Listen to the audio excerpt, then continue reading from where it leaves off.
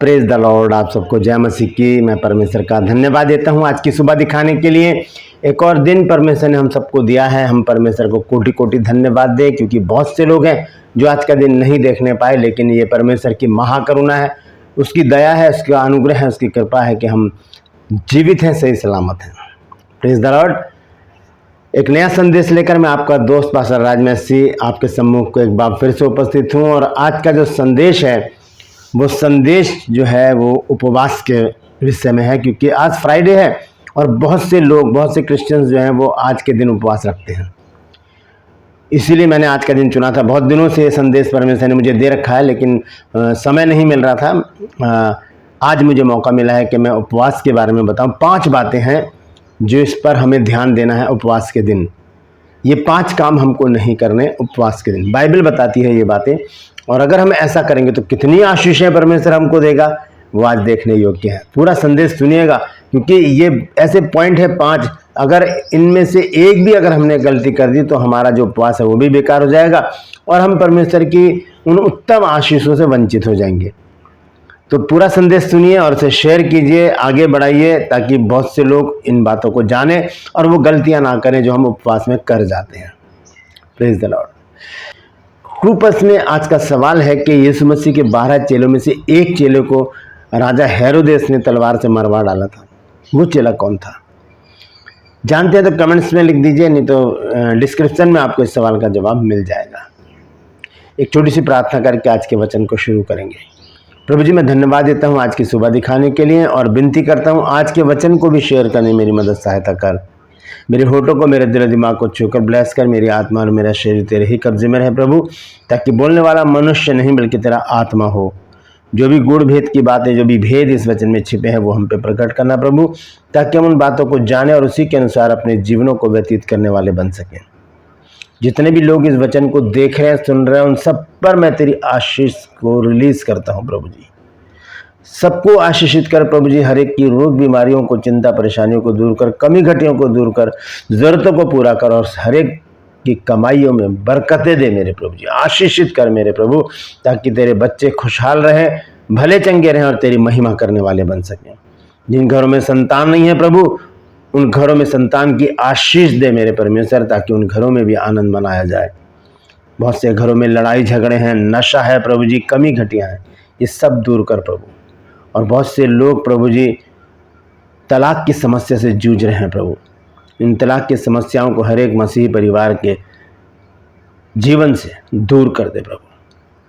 प्रभु जी, बहुत से लोग खो गए हैं मेरे परमेश्वर, जो घरों में अपने वापस नहीं आए हैं। वर्षों हो गए मेरे प्रभु। मैं जानता हूं प्रभु कि तेरी दृष्टि उन पर बनी हुई है। तो उन्हें अपनी निगरानी में वापस उनके घर तक पहुंचा, ताकि उन घरों में आनंद मनाया जाए और बड़ी गवाहियां उन घरों से निकलने पाए। धन्यवाद देता हूं प्रभु, तूने मेरी इस प्रार्थना को भी सुन लिया है। प्रभु यीशु मसीह के नाम से मांगता हूं, आमीन।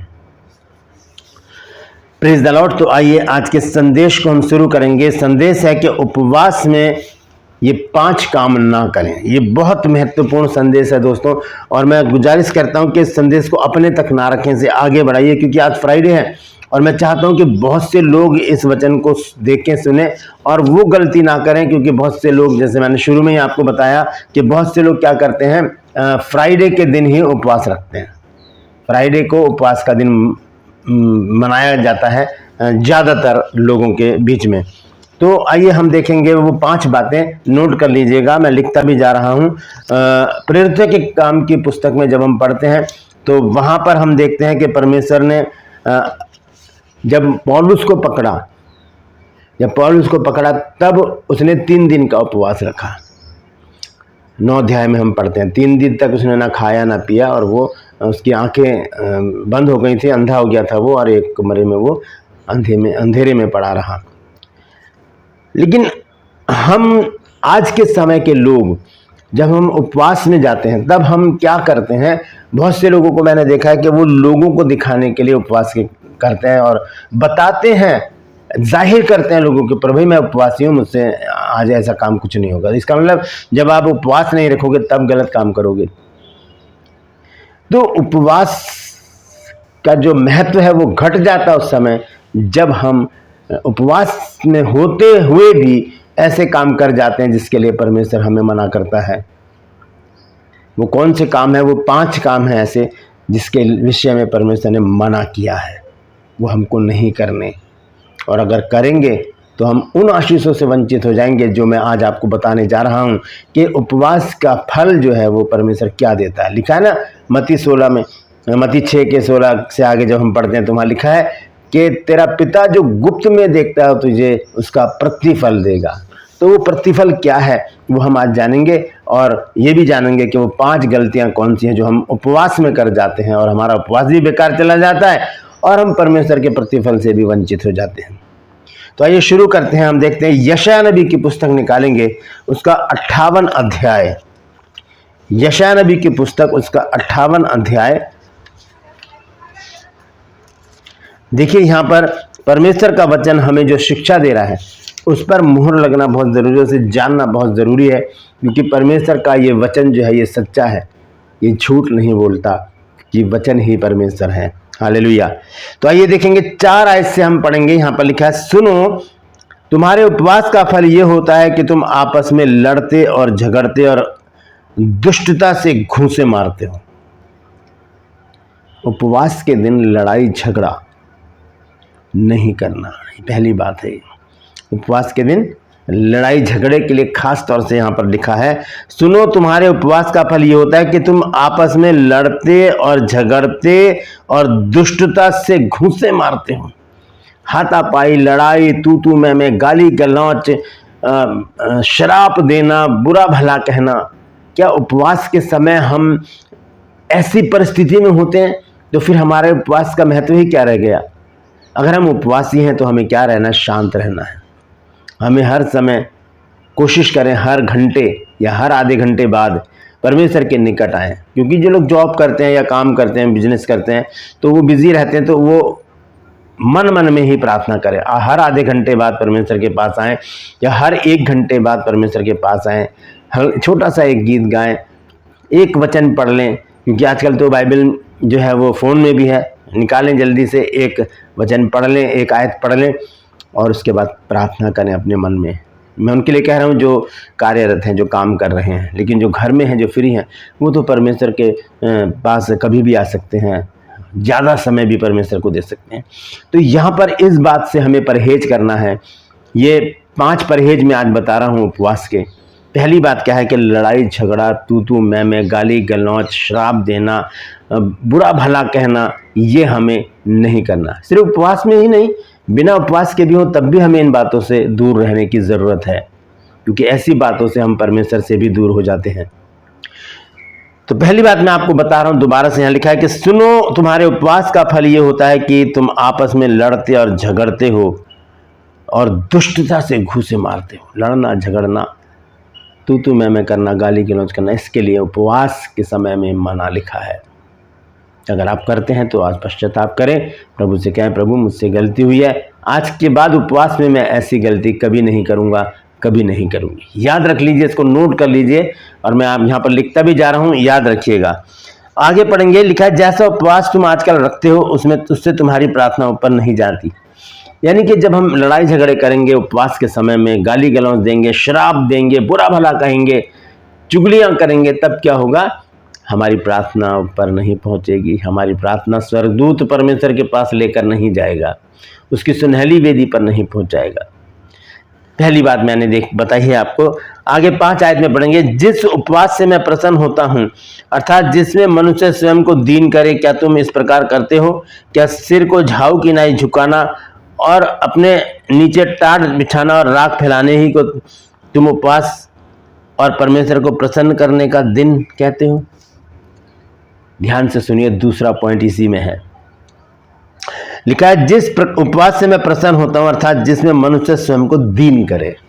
ये तो एक विशेषता बता दी कि जब परमेश्वर उस उपवास से प्रसन्न होता है जब हम अपने आप को दीन बना लेते हैं, किसी से लड़ाई झगड़ा नहीं, किसी से कोई तफरका नहीं, मन मुटाव नहीं, दीन बनाकर, छोटा बनकर बैठ जाना, परमेश्वर की संगति में बने रहना। उपवास तो बहुत ही पवित्र चीज़ है। ये वो विधि है जिससे परमेश्वर की संगति में हम चले जाते हैं, हमारी परमेश्वर से और निकटता बढ़ती चली जाती है। देखिए आगे क्या लिखा है, क्या तुम इस प्रकार करते हो? दीन, क्या हम अपने आप को दीन बनाते हैं? हमें अपने आप को दीन बनाना है।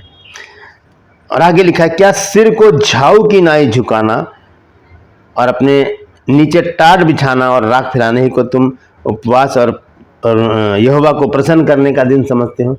सिर को झाऊ की नाई झुकाना, हमें ऐसा भी नहीं करना है। हमें लोगों को नहीं दिखाना कि हम उपवासी हैं। झाऊ एक पेड़ होता है जो बढ़ता जाता है तो वो झुकता चला जाता है।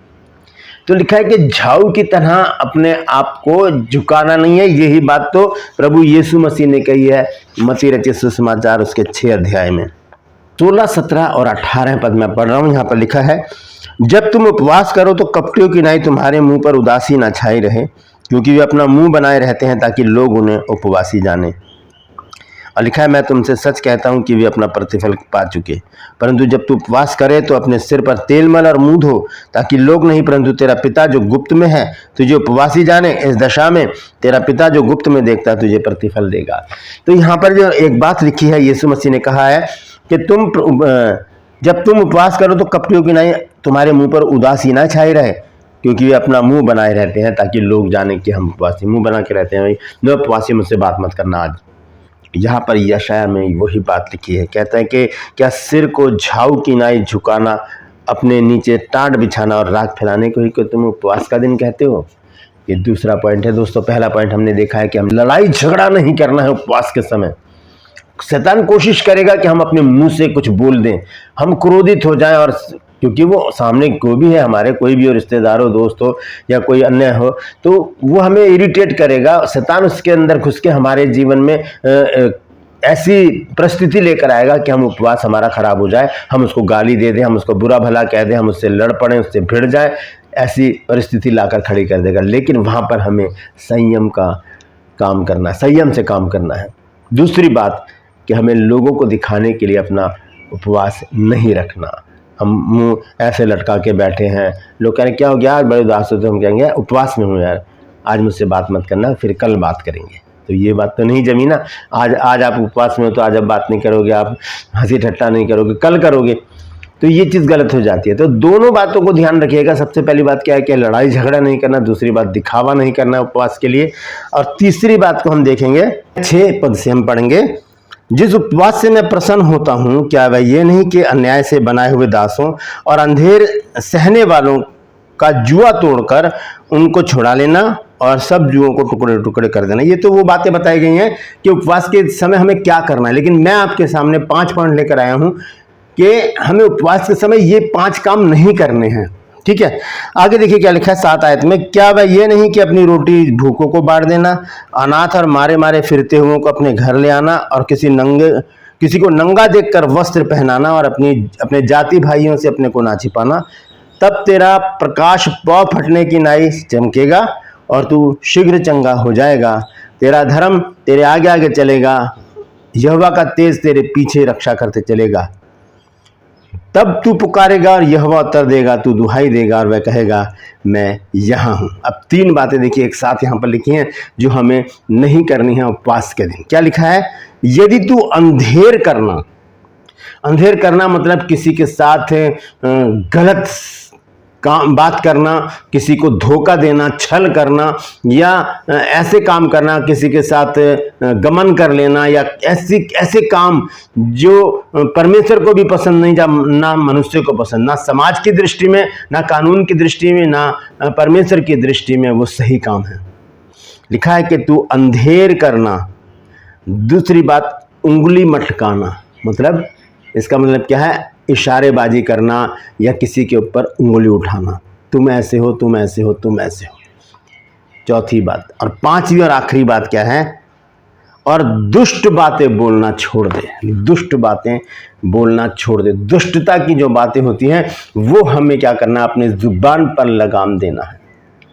दुष्ट बातें मतलब गालियां देना या श्राप देना, ये हमें छोड़ना पड़ेगा। ये 5 बातें आज मैंने आपके सामने रखी हैं। मैं दोबारा से 5 बातों को बता देता हूं। सबसे पहली बात क्या है कि 4 आयत में लिखा है, सुनो तुम्हारे उपवास का फल ये होता है कि तुम आपस में लड़ते और झगड़ते और घूंसे मारते हो। हमें लड़ाई झगड़े नहीं करने, हमें लड़ाई झगड़े नहीं करने। दूसरी बात लिखी है 5 आयत में, और जिस उपवास से मैं प्रसन्न होता हूँ था जिसमें मनुष्य स्वयं को दीन करे, क्या तुम इस प्रकार करते हो? क्या सिर को झाऊ की नाई झुकाना, मतलब लोगों को दिखाने के लिए हमने उपवास नहीं रखना है। लोगों को पता भी ना चले कि हम उपवासी हैं, हंसी मजाक करें, बातचीत करें, लेकिन परमेश्वर की बातें आपके मन में चलती रहें, उसके भजन आपके मन में चलते रहें, उसका वचन आपके मन में चलता रहे और हर घंटे आप परमेश्वर के पास आएँ और उससे बातचीत करें। 2 बातें मैंने बताई हैं। 3 बातें जो लिखी हैं वो 9 पद में लिखी हैं। लिखा है, तब तू पुकारेगा और यहोवा उत्तर देगा, तू दुहाई देगा और वह कहेगा कि मैं यहाँ हूँ। यदि तू अंधेर करना छोड़ दे, यदि तू उंगली मटकाना छोड़ दे, यदि तू दुष्ट बातें बोलना छोड़ दे।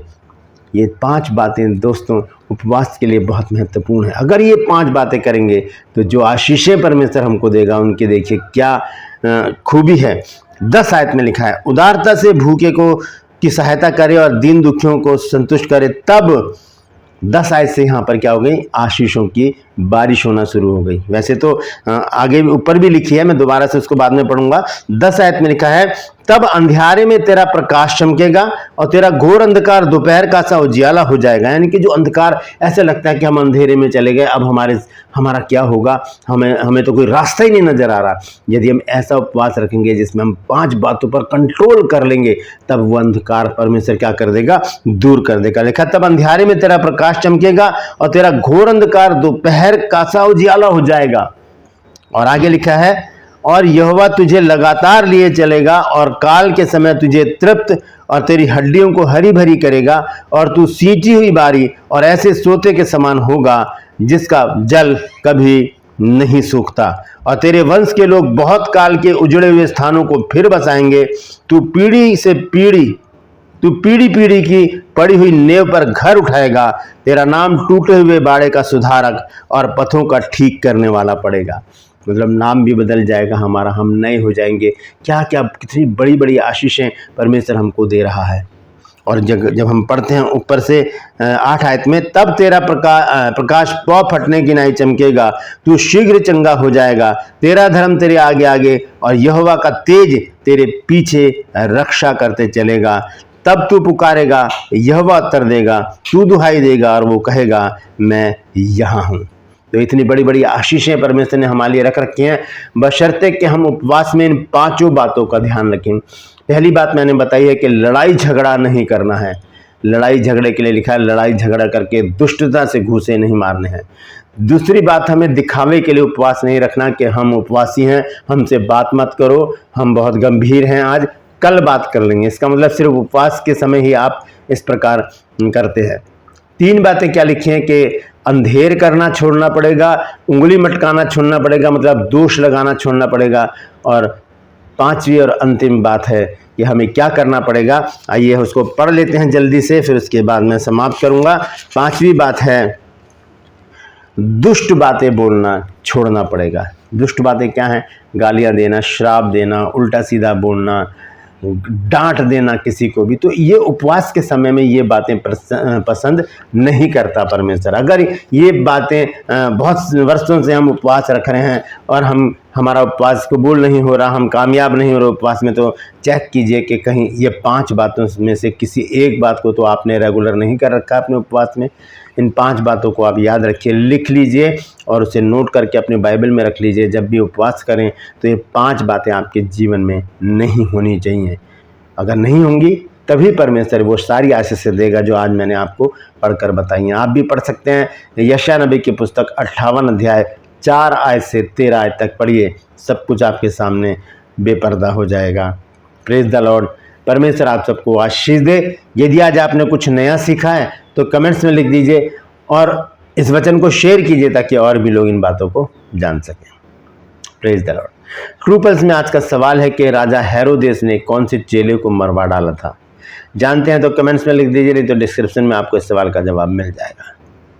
मैं आपसे निवेदन करता हूं कि मेरे इस चैनल को और दूसरे चैनल को भी सब्सक्राइब कीजिए, बेल आइकन को दबाइए ताकि नोटिफिकेशन आपके पास पहुंचे, नया वीडियो नई जानकारी बिना व्यवधान के आपके पास पहुंच जाए। मेरे वीडियोस को लाइक कीजिए और शेयर कीजिए और कमेंट्स बॉक्स में आकर मुझसे ज़रूर बातचीत कीजिए। Praise the Lord.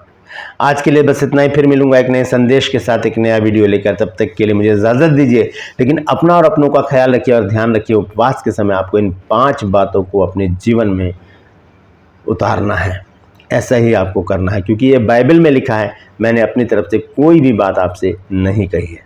Praise the Lord. परमेश्वर आप सबको आशीष दे।